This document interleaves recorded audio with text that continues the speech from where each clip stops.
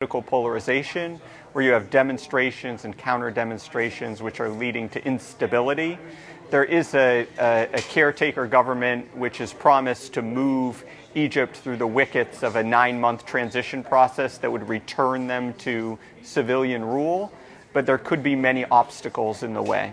I believe that any honest definition of a coup would say that what transpired was a coup. The military took power, suspended the Constitution, took control of the flagship newspaper, and started a crackdown on what was the ruling authorities. I think that meets the definition of a coup, but I understand the administration's desire to play some linguistic gymnastics because declaring it a coup would trip a legal requirement that aid be suspended to Egypt.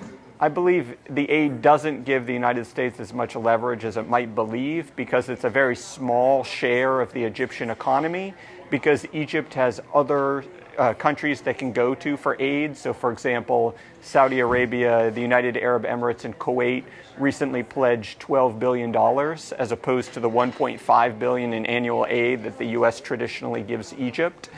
And the United States seeks some things from Egypt, for example, strategic benefits like expedited transit through the Suez and overflight. And so all of that works against U.S. leverage. In terms of the main takeaway of the briefing, I would say there's some very difficult policy choices facing Congress. And those policy choices range from suspending assistance, both military and economic, in its entirety, to more incremental steps like changing the composition of the aid or the way we deliver it, or strengthening conditionality.